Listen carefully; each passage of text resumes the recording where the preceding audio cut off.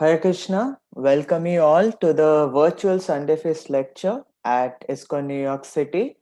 And today we are very fortunate to have the merciful association of His Holiness Prahladananda Maharaj.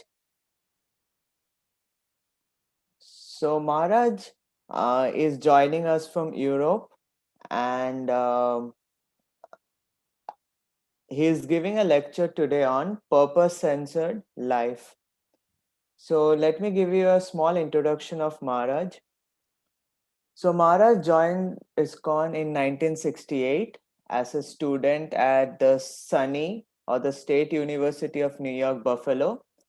He received his first and second initiation from Srila Prabhupada in 1969.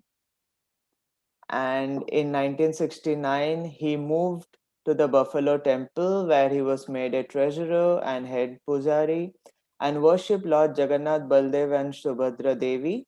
Inspired by Srila Prabhupada's instructions and the financial needs of the temple, Prahladananda Swami organized daily Harinams and book distribution in Buffalo, even at a temperature of minus 7 degrees Celsius. Following Srila Prabhupada's instruction, Prahladananda Swami helped open temples in Coconut Grove, Florida, and in Houston, Texas. He was also temple president of two ISKCON temples in Texas, namely Dallas and Austin. In 1975, he joined the Radha Damodar traveling bus party and distributed books in airports and parking lots throughout the United States. No matter what other services he had, for 30 years he has always continued to distribute Srila Prabhupada books, a service he still sometimes performs. From 1987 until 1997, Prahladananda Swami taught at the Vaishnava Institute for Higher Education, VIHE, in Vrindavan, India. At VIHE, he taught subjects such as the Krishna book and Ayurveda, and he still teaches seminars all over the world. He regularly studies and teaches from Srila Prabhupada books. In 1992, he became the Ministry for Sannyas Services, and he has been the Minister for Health and Welfare since 1994. Over the years, he has also served as the chairman of several GBC committees. Presently, Prahlad Ananda Swami travels and preaches in Europe, especially Eastern Europe, Ukraine, Russia, India, Peru, USA, Australia, New Zealand, and Hong Kong. Thank you, Maharaj, and I request you to start the lecture. The devotees should know that this is also being live telecast on ISKCON New York TV channel. And if you happen to miss some portion, you can join over there. Thank you, Maharaj. Please accept my humble obeisances. Hare Krishna. Hare Krishna. If anyone who's on the lecture, if they have video, that's good. That way we're looking at a face rather than at a name, if it's possible. I'm going to read from the Bhagavad Gita as it is. This is chapter 18, verse number 65. Manmanabha madbhakto madhyaji mam namaskuru mame vaishasi satyam te pratijani priyosi me. Always think of me, become my devotee, worship me and offer your homage unto me. Thus you'll come to me without fail. I promise you this because you are my very dear friend. And Srila Prabhupada's purport, this is the most confidential knowledge, part of knowledge, that one should become a pure devotee of Krishna and always think of him and act for him. One should not become an official meditator. Life should be molded in such a way that one will always have the chance to think of Krishna. One should always act in such a way that all his daily activities are in connection with Krishna.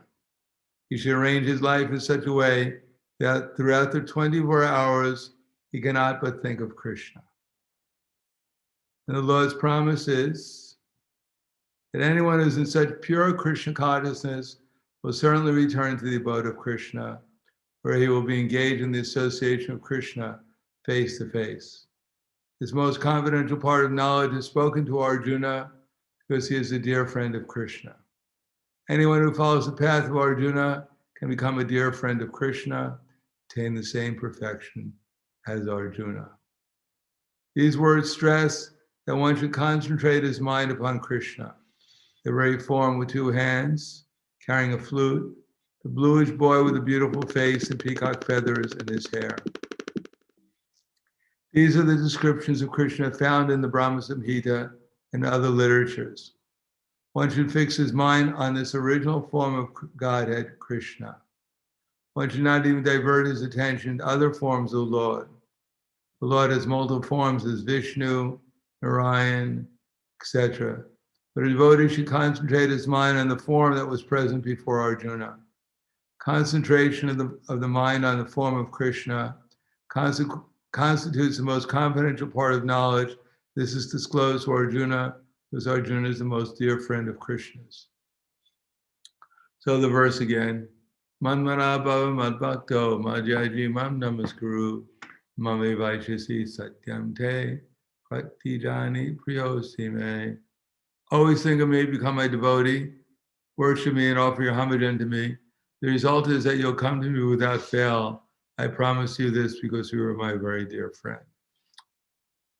Namo Vishnu Padaya Krishna Prasthaya Bhutale Srimate Bhaktivedanta Swami Namane Namaste Saraswatunde Ve Gauravani Pacharane Nirvishesha Srinivadi Paskatyade Satarane. Prabhupada mentions in the Krishna book that the art of Krishna consciousness is the art of focusing one's love, focusing one's attention, and then giving one's love to Krishna. In order to do that, there's a science of how we can focus our mind upon Krishna. And here it begins with manmana, hear from me. We can only focus the mind upon Krishna by first hearing about him from authoritative sources. Chaitanya Mahaprabhu said, Gyane priyasam udapastanamanta eva, jivanti sanmukaritam bhavadiya vartam, stane sita shutikitam danavang manovir, ye priyasa jitap jitop chasyasi taistrilokyam. While remaining in one's position, if one can give up the tendency towards speculation, the material world is based upon, are incessantly looking around this world for something that will make us happy. Or being fearful, looking around and seeing if something might make us unhappy. And then living our lives either to seek happiness or avoid unhappiness. This is called mental speculation. Chaitanya Mahaprabhu advised that one should give up this tendency towards speculation, and instead of using our mind to either accept things in the material world or reject them, one should utilize the mind to hear from the devotees, and then on the basis of what we hear from them, while remaining in whatever situation we're in, utilizing our body, our mind, and our words in Krishna's service. This is the only way that Krishna will reveal himself to us. There's no mechanical or artificial way by which we can become Krishna conscious. Now, this hearing should be done in a certain way. Hearing is the process of obtaining knowledge, and knowledge, as we know, means to know the difference between ourselves and this body that we're presently situated within. Therefore, the coming to spiritual maturity begins with hearing from the right source and trying to develop the right attitude. That right attitude is utilized in the Bhagavad Gita with the word pranipatena, that we have to be submissive, or stane sita shuti, as Chaitanya Mahaprabhu said, namanta eva, have some idea that currently, since we're absorbed in the material concept of life, we don't know who we are, we have a lot to learn. And unless we can hear patiently from the right source and not think that we already or we have all the knowledge we need in this material world, that no one can really tell us very much more than we already know. If we have that attitude, it's very hard to listen attentively or carefully because we don't see that there's any real reason to do so. On the other hand, if we do hear attentively, there must be some purpose for what we're hearing for. Part of the purpose should be to remember what we heard. If we can't remember what we hear, then it's very difficult to apply in our lives what we hear. Matter of fact, it's not possible. Therefore, hearing should be done in such a way as that we at least gain some remembrance of what we heard. And by remembering what we heard, different things that we hear, we could try to assimilate the knowledge. That assimilation is called seeing things in the proper perspective. In the Bhagavad Gita, Krishna says, Udir Jnanama Samudo Shema Sattva Dhamma Shema. This is in the 10th chapter of Bhagavad Gita. He says, Buddhir Jnana. So Buddhi means to see things in the proper perspective. And Jnana means knowledge of the difference between matter and spirit. So these things are given by Krishna. But this is what we're trying to acquire. Both the understanding of what real knowledge is, and then to see things in the proper perspective, to understand how we're entrapped by the material energy, how the material nature is influencing us, who the Supreme Personality of Godhead is, what our relationship with Him is, and how we can disentangle ourselves from the modes of material nature by becoming absorbed in Krishna consciousness through the process of pure devotional service. So to get the proper perspective means to see things from the point of view of Krishna. Krishna speaks Bhagavad Gita to give us vision of things as they actually are. And when we see things as they actually are, then we can develop some understanding, wisdom, and discernment, perspective. See things from Krishna's point of view so that we can act with some conviction. Without conviction, it's very hard to do anything. Conviction comes from applying the knowledge that we've heard with a proper perspective in the proper field of activity. That field of activity for the devotees is 4. Ishvare adineshu balishesu dvitsasucha prema maitri kripo peka yet karoti samadhi maha. That a devotee, he acts spiritually by loving Krishna. Love for Krishna means that we have no goal in life save and except to act in Krishna consciousness just to please Krishna.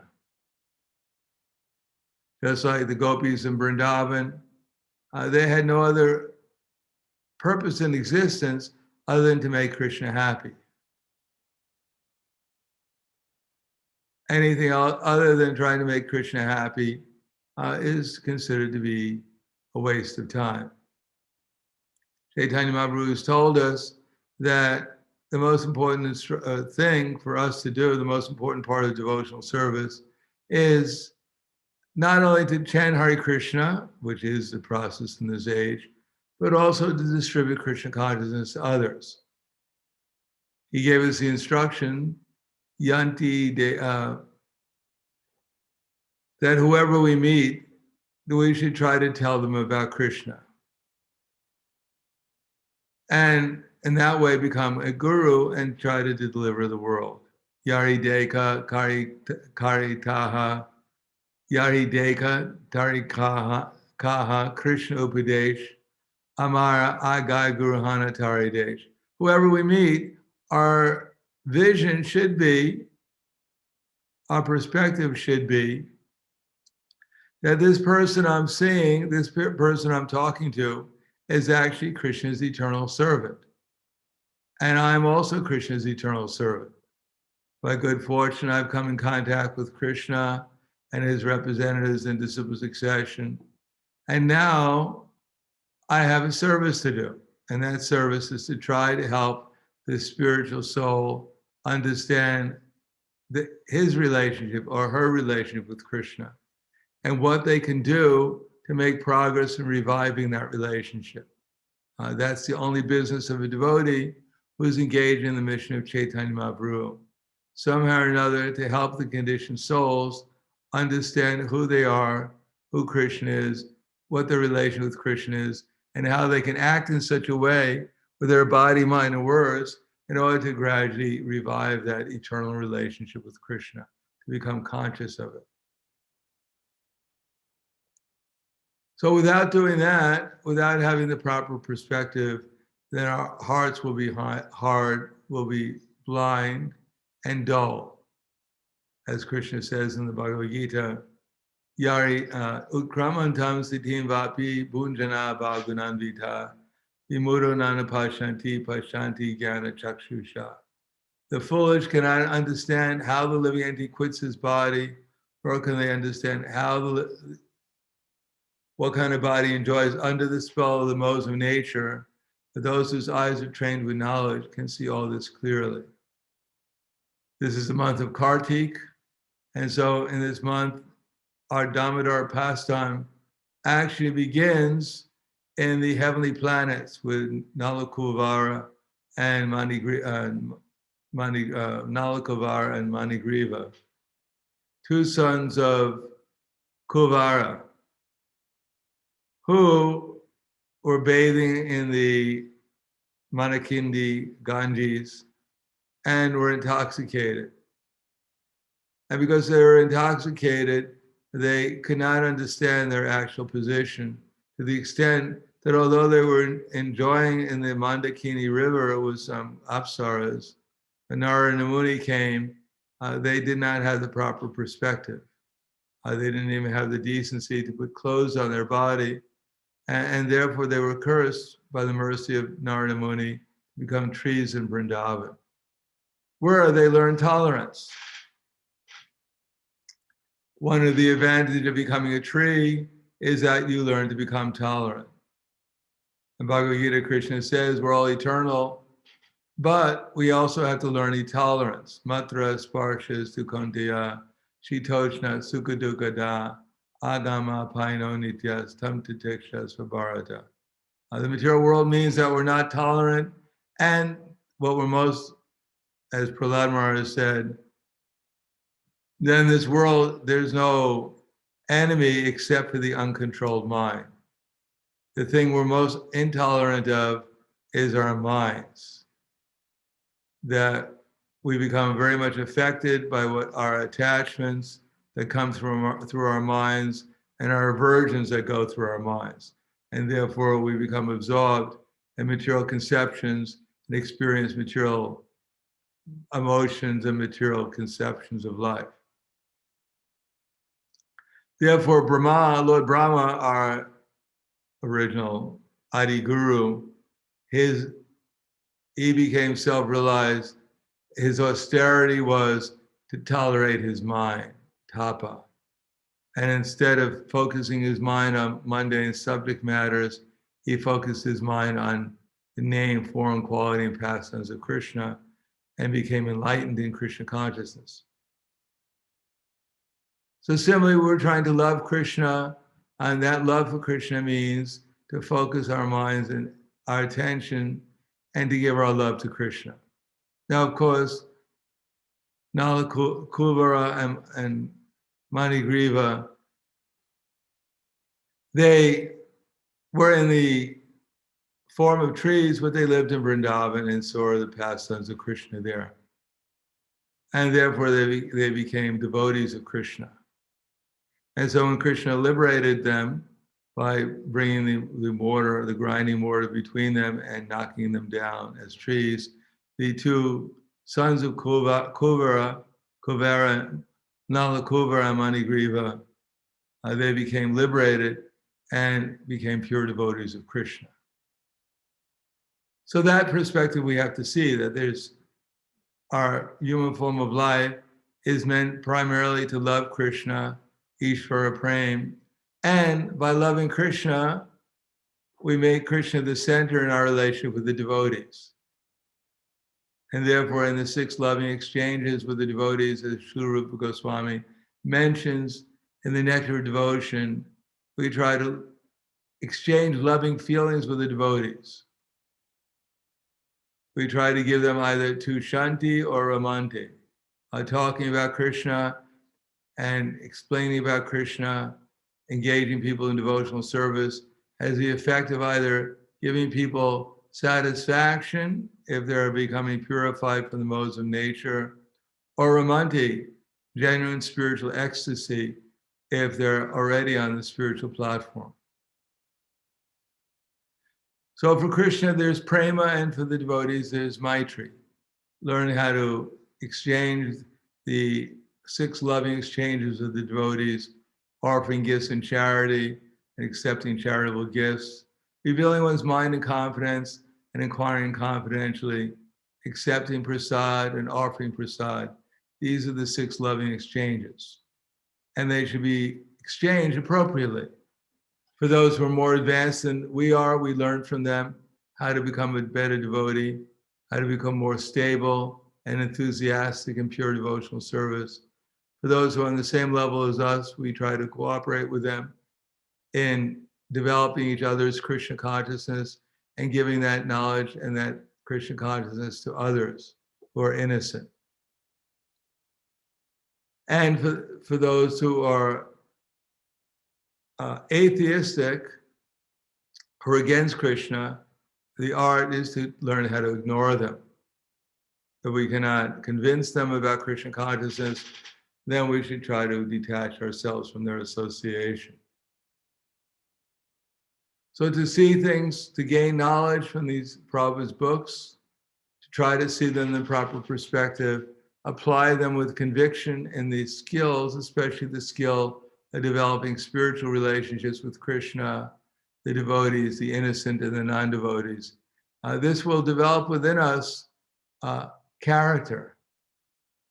When we apply these skills with conviction, then we come to the platform, the goal, which is character. Character means our ability ultimately to just be a pure devotee of Krishna, a pure instrument for Krishna.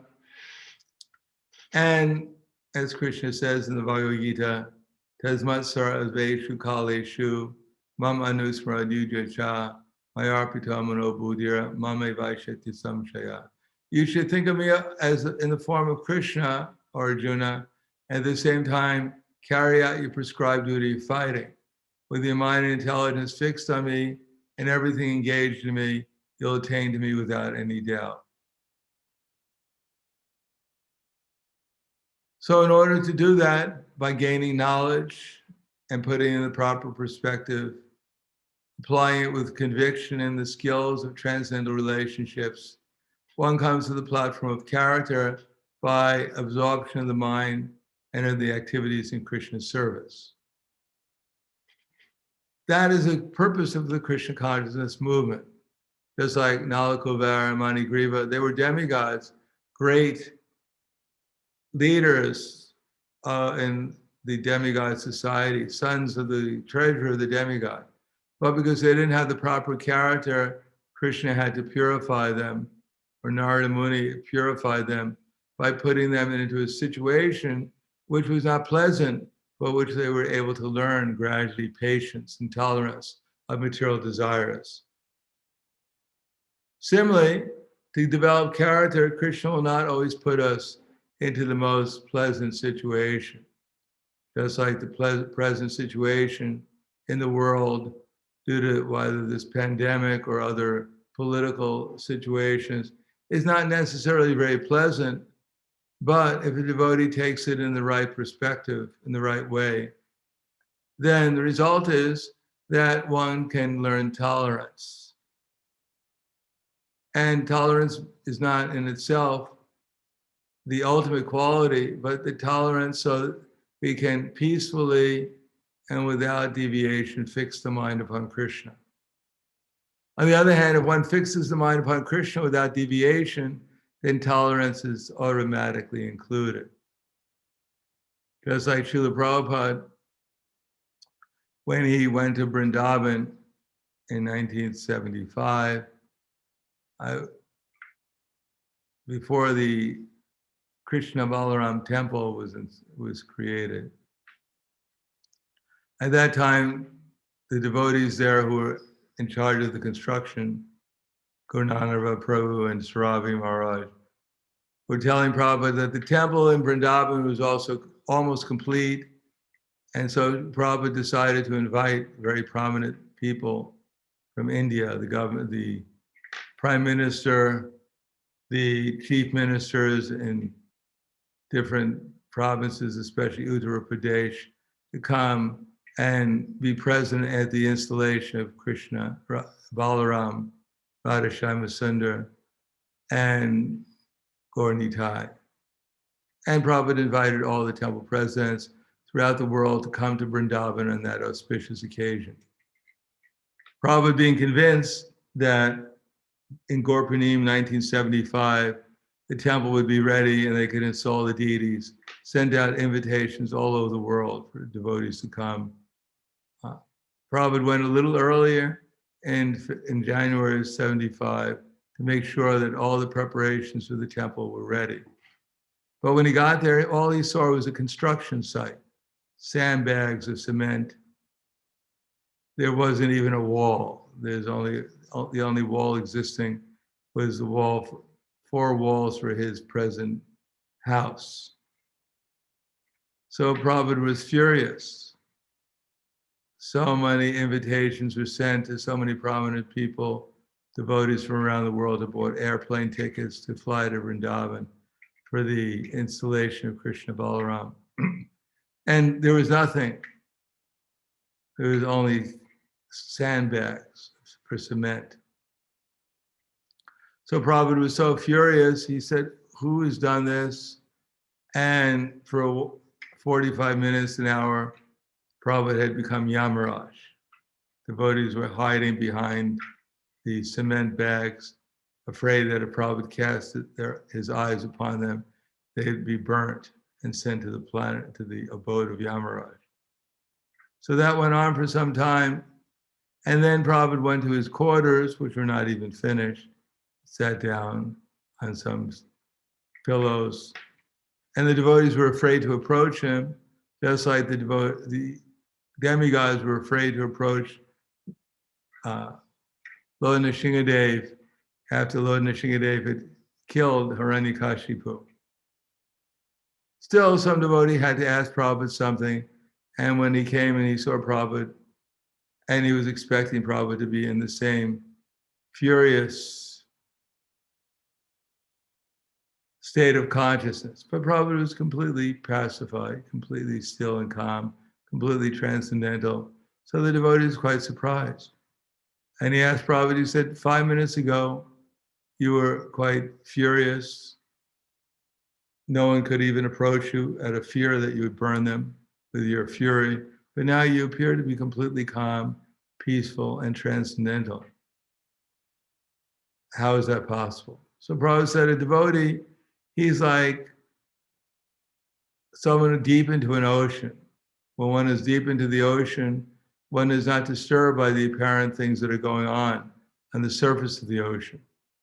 On the surface of the ocean, there may be so many waves, there are so many boats, there's may storms, there may be cyclones on the ocean. But still, deep inside the ocean, the fish and others are undisturbed by what's going on externally. Similarly, a pure devotee who's absorbed in Krishna consciousness, in spite of all the different disturbances on the external platform of the material energy, is not disturbed at all, because he doesn't live in the material world, he lives with Krishna. Therefore, in Kali Yuga, where there is so much disturbance, it's actually quite auspicious for spiritual advancement.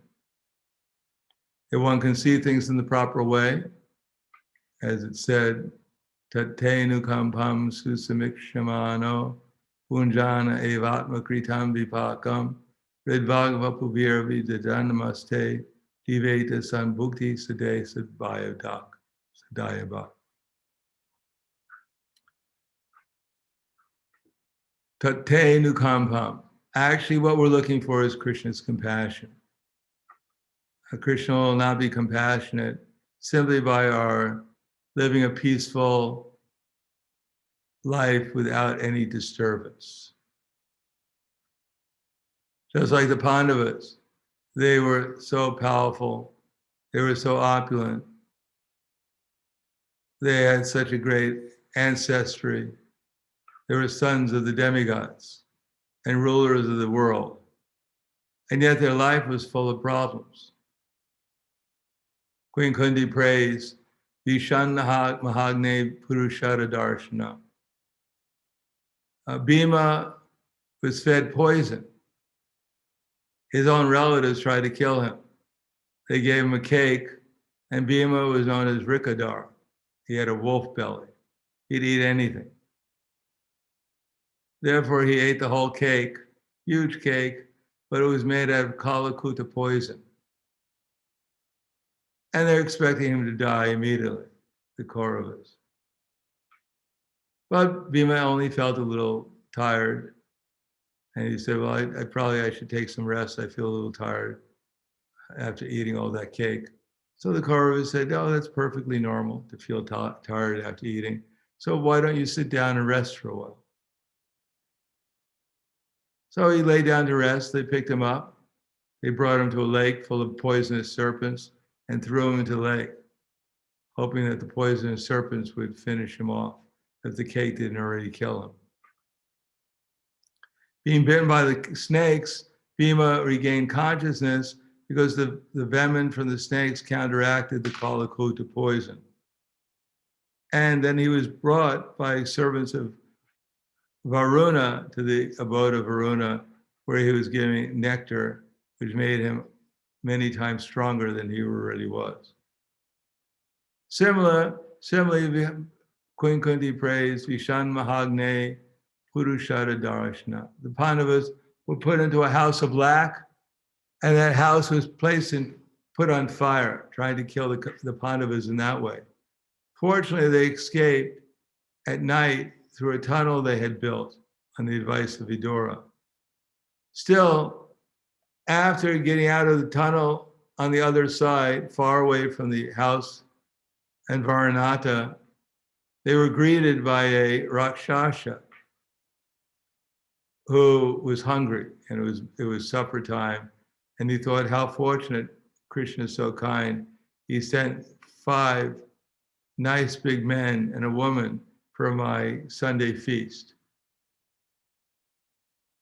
Of course, Bhima did not appreciate the Rakshasa's desire to eat them, therefore he killed them. He killed the Rakshasa in Dimba. That was not the end of their problem. Their wife was insulted in an assembly of elderly men. Similarly, they were in a battle of Kurukshetra, where everyone was trying the best they could to kill them. And even after the war, Ashwatthama threw brahmastras at them to kill them and the remaining descendant, Parikshit Maharaj. So their life was full of problems. So did Queen Kunti pray, my dear Lord, we're your devotees, we chant every day, we serve you to the best of our ability. Please, can you stop all these problems? Because we're getting a little mental about living in this material world.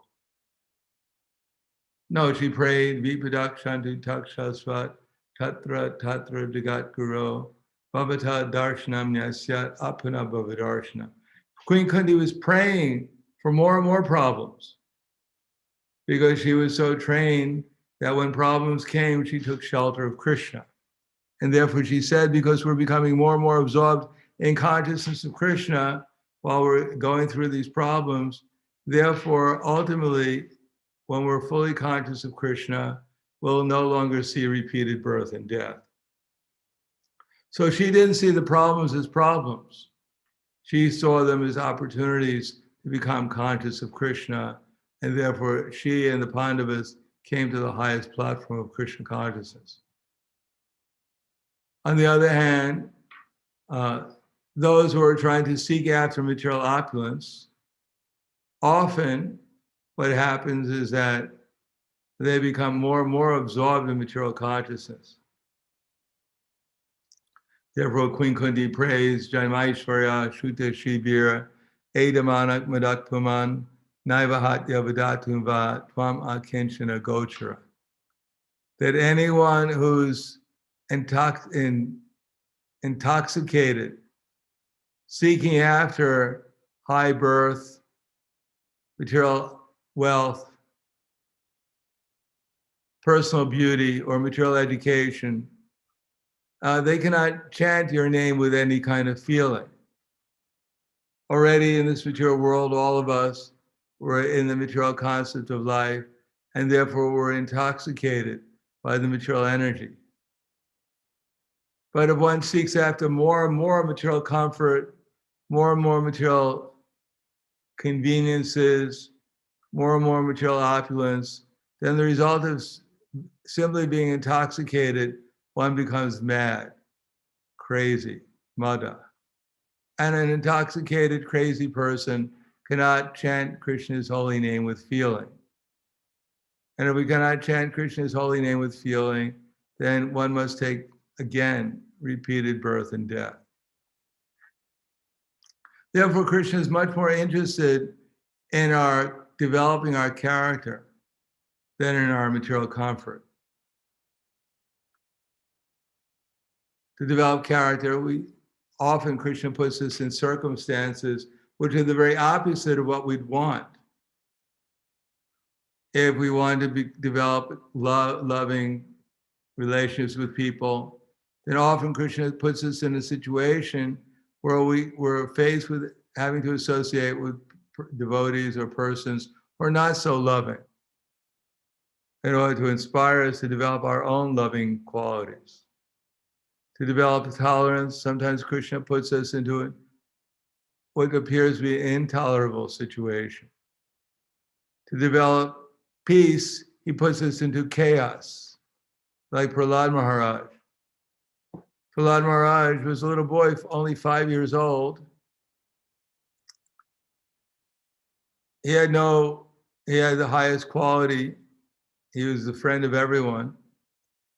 And yet he was constantly put into very difficult situations by his father simply because he wanted to be a devotee of Krishna. He was thrown underneath an elephant, the feet of an elephant. He was put into a pot of boiling oil. But all the time, this served simply so that he would focus his mind more and more in Krishna. Therefore, the devotee knows, Tatte Nukampam Susamikshamano.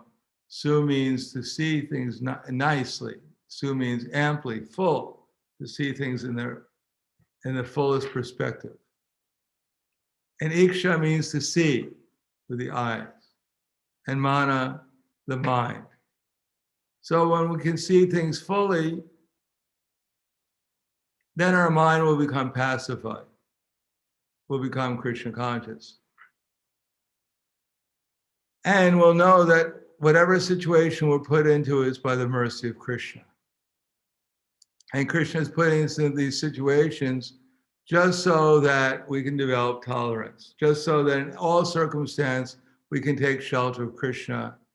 And if we do that, then we become eligible to be with Krishna and to go back to the spiritual world. There's no other way of actually becoming eligible. In the heavenly planets, there are great demigods like Nala Kuvara and Manigriva, but they were not qualified to go back to the spiritual world.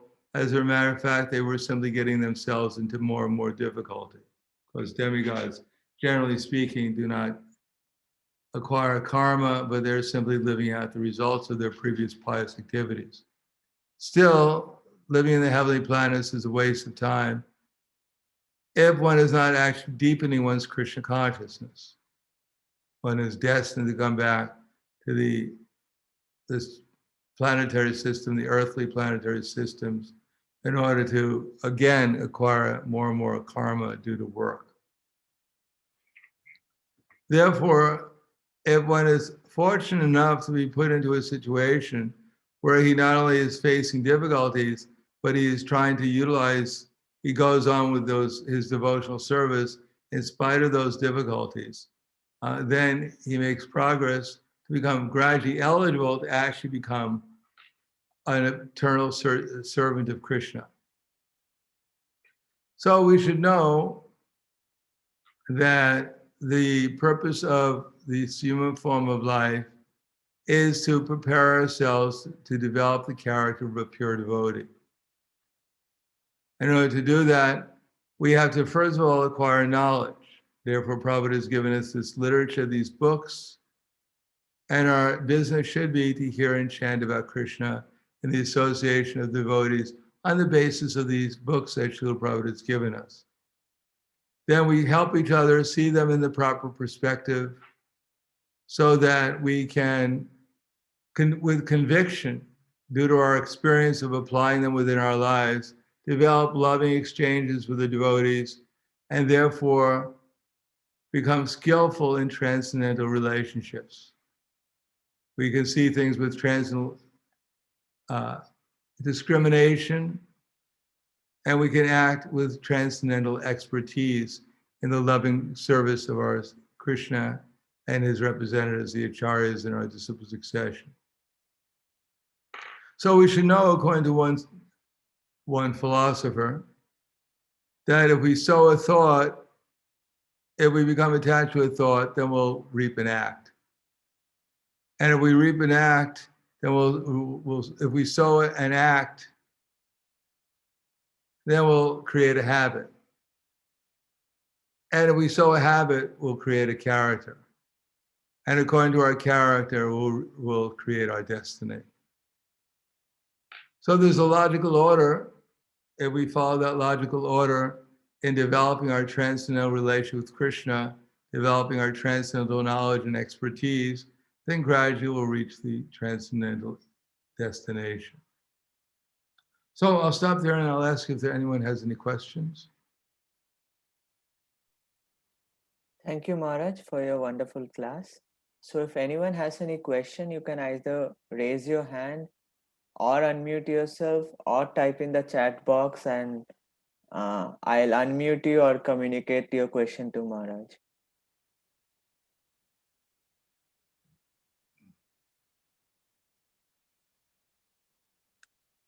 Maharaj, I have one question, if you don't mind. Okay. So Maharaj, often there is a tendency in me at least to aspire for peace or peaceful circumstances or surroundings. But then we see Prabhupada mentioning in many places that one should be able to take anxiety for Krishna. Or even I was reading some other purport that this peaceful tendency is more kind of impersonalism, that you want everything to be peace. And also how to mold the life, or what should I do that I'm able to live with the disturbances without getting affected by that. Good question. The method begins with our sadhana bhakti. The greatest disturbance is our mind. So we focus our attention and give our love to Krishna by trying to chant offenseless japa, especially japa, in which we hear ourselves chanting with attention, and we hear ourselves chanting just like a child calling for its mother. The result should be then we get Krishna's mercy, that he reveals himself to us. We just have to have some background for offenseless chanting. The background is that we understand and accept how everyone and everything is related to Krishna, that everything is a property of Krishna, that he's the Ishvara, Bhotram Jagatapasam Sarva Loka Maheshwaram, Suridam Sarvabhutanam Gyatramam Shantim Rishate. One who knows that Krishna is the supreme proprietor of all the planets and demigods, the ultimate benefactor and well-wisher of all of the entities, and the supreme joy of everything, he ultimately could obtain peace from the pangs of material miseries. Therefore, we're trying to develop the service attitude, understanding that everything is Krishna's property, and therefore everything is meant for Krishna's service. So throughout the day, we're always inquiring, how can I serve Krishna? How does Krishna want me to utilize his things in his service? We're always inquiring from Guru, Sadhu, and Shastra, and becoming inspired by the super soul within our heart in whatever we're doing, in whatever activity we're engaged in. Then the result is that we can come to the platform of doing everything to please Krishna. And when we do everything to please Krishna, then automatically, spontaneously, we remember Krishna. And that's called perfect Krishna consciousness. Such a devotee who's always in Krishna consciousness, then tolerance becomes easy. Now, on the other hand, if we don't do that, if we're not convinced that everything is meant for Krishna's service, we're not convinced that I should inquire from Krishna's representatives how to utilize his energies in his service, if we're not convinced that I should develop the attitude of trying to please Krishna, that one should have no goal in life save and except to act in Krishna consciousness just to satisfy Krishna, then the result is that we won't think about Krishna. And if we don't think about Krishna, then there's no question of being in Krishna consciousness. Then if we're not in Krishna consciousness, then we'll always be in anxiety. Anyone who's not thinking about Krishna, anyone who's not serving Krishna must be in anxiety, because that's the nature of the material energy, is anxiety. And the material nature overwhelms us by her potencies of avaratmika shakti, pragatmika shakti, the covering potency and the impelling potency, simply because we've forgotten Krishna. Krishna bahirmukha bhagavan chitare, nikatasta japatiya dare, nikatasta yari japatiya dare. Krishna bahirmukha bhagavan chitare.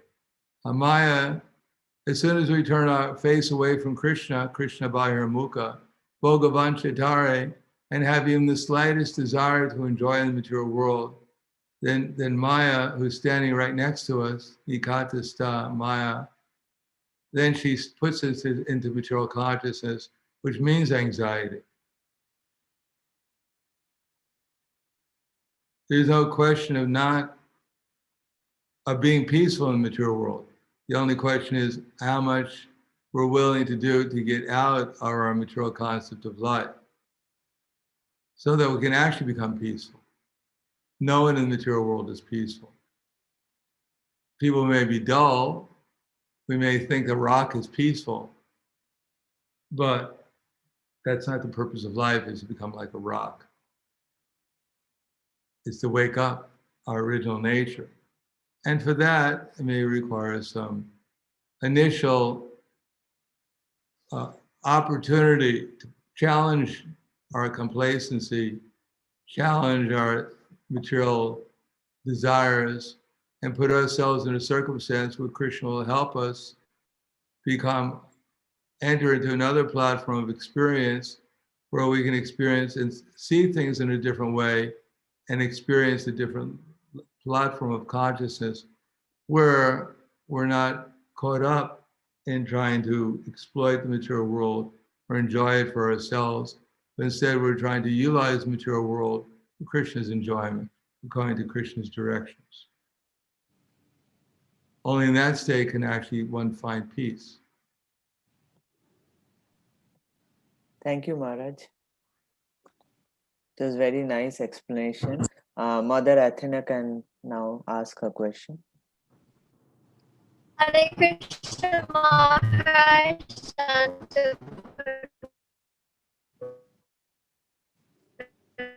Sorry, your audio is not good. Maybe you should write the question in the Thank you chat. so much. Okay. Can you type the question for me? I can ask Maharaj. Class, I apologize if you can't hear me well, I'm in, unfortunately. type in the box. When I go to the chat box, it says chat disabled. Okay, we can hear you now. Okay. I have two questions, and hopefully my phone lasts. The first one is, I joined and you were giving the example of Bhima being, poisoned by the Kauravas, and it actually ended up being auspicious because at the end of the day, he received the nectar that made him even more powerful and strong. Was that example indicating that actually, no matter what, for devotees, bad, everything bad that happens actually ends up being even better and even more auspicious? Is that the case? Well, I'd say Krishna, whatever Krishna does is good.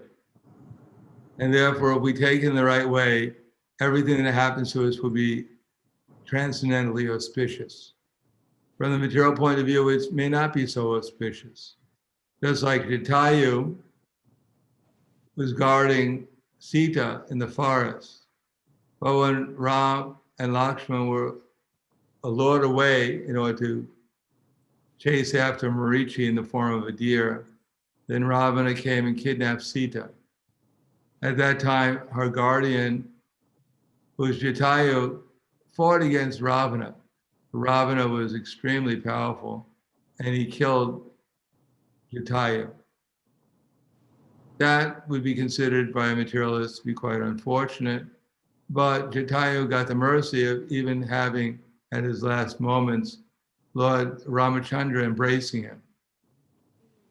So anyone who has the Supreme Personality of Godhead embracing them at the time of their death is certainly most fortunate. So for what appears to be unfortunate in relation to Krishna, may be the most fortunate. Thank you so much. This leads to my second question, which is, I know it's a little bit more of an esoteric question, but we know that karma is a law of the material world. And to date, my understanding is that unless one is a devotee, then one is subject just to the cause and effect of the law of karma. However, when one becomes a devotee, Krishna can change your karma. And we see in the case of pure devotees like the Pandavas, nothing bad materially that has happened to them was due to karma. Their cousins trying to kill them, even Abhimanyu, their children being brutally killed. It was instrumental, I guess, for Krishna's the greater good in one sense. And my question is, if that is the case, that not everything is due to karma, we've today, at least my understanding is that, well, it's not due to karma if you're a devotee. But could that also apply to any other soul's experience, that somehow, even if they don't take to God consciousness, that it could be due to, say, a greater good, or just to execute Krishna's will? And what I think about is, for the question that comes up, for example, is every single soul that was killed, for example, in Kurukshetra, and that were inimical to Krishna, could you say that that was purely because they died because they had to be served a karma they had to face? Or was it just, I don't want to say by chance, but ultimately there was a greater good, and even if they weren't meant to die or be dealt a certain karma they were supposed to face, they died due to a greater good or greater force or will that Krishna wanted to happen? Well, the material world is ultimately for everyone's benefit. It's an opportunity given to the conditioned souls to either try to enjoy here or to make progress to go back to the spiritual world. Now, those who are trying to enjoy, they'll find out that they're receiving the results of their karma. But by receiving the results of the karma, the idea of karma is to inspire the souls to give up their inimical behavior towards Krishna, to learn that there is no happiness in the material world, and that one should try to go back to the spiritual world. For instance, if one is intolerant, as the Nalakuvara Manigriva were, then they became trees. And because they became trees, they learned tolerance. The karmic reactions are not just to punish the living entities unnecessarily, but to give them an opportunity to learn some lesson. Now, people who are inflicting karma upon us now, or the results of our past karma, they're also living out their pious karma. For instance, now we find that there's some leaders in the material world who are not acting according to Vedic, properly according to the Vedic culture. But they've been given that position because somehow or another they've done some amount of pious activities to be given a position of power and opulence.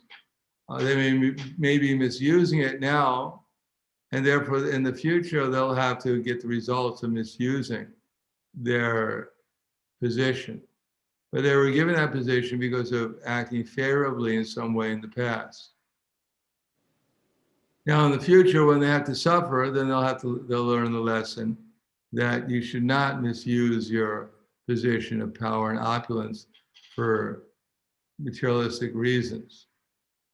And therefore the material world goes on as a continuous school where everyone is teaching each other lessons of tolerance and etc. Now we're slow learners, so we've been here since time immemorial, teaching each other the lessons of tolerance and the lessons of karma, etc., etc. And we haven't, most living entities who remain in the material world have not learned that lesson. But as far as their acting, there's some other arrangement besides that, that we may not know. Either you consciously act for Krishna or you unconsciously act for Krishna. But if you don't act for Krishna, then you'll have to simply receive the results of your karma. Krishna is equal to everyone. He doesn't favor anyone. It's not that someone is lucky and he gets a free pass back to the spiritual world or a free pass for spiritual advancement. No, it has to be, we have to hear either directly or indirectly from a self-realized soul, understand what they say and apply it within our lives. And then we'll make spiritual advancement. If we hear from materialists, those who are, as Prabhupada said, those who are foolish, those who are deceitful, those who are atheistic, and those who are sinful, we won't make any progress in spiritual life. Instead, we'll become degraded. So it depends on our association. If we associate with those who want to make spiritual advancement, and we take it seriously and apply their instructions and follow their examples, and then we'll advance.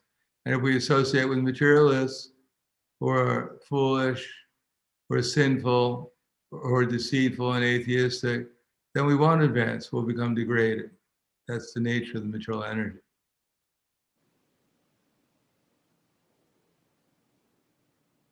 Now, those who were on the battlefield, Kurukshetra, were not ordinary persons. It was arranged by Krishna so that they could actually get the opportunity to fight in this just war, and at least either enter into a higher planetary system, or some of them may, by good fortune, have been able to go back to the spiritual world, or many of them may have merged in Brahman, whatever. But they were given this opportunity because in the past lives they had deserved it. They had acted in such a way, deserved the opportunity to see Krishna face to face, even if it was on a battlefield of Kurukshetra.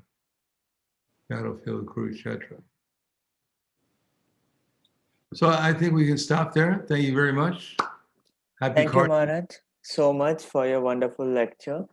And just a small announcement. In our Kartik series, on Saturday, we have Jayadvaita Maharaj giving a lecture on Diwali. On Sunday, that is Govardhan Puja, we have Bhakti Prabhav Maharaj joining from Europe. On Wednesday, Rama Ekadashi, we have Giriraj Maharaj, who would be speaking on Srila Prabhupada's concluding words on Sri Chaitanya Charitamrita, which was spoken in his presence in Juhu, Mumbai, when Prabhupada completed the Srimad Bhagavatam. On 29th, we have Loknath Swami Maharaj and Devamrit Swami Maharaj. And please stay tuned for further updates. Thank you very much. Thank you. Hare Krishna. Hare Krishna. Thank you so much, Maharaj. Thank you. Hare Krishna. Hare Krishna. Hare Bol.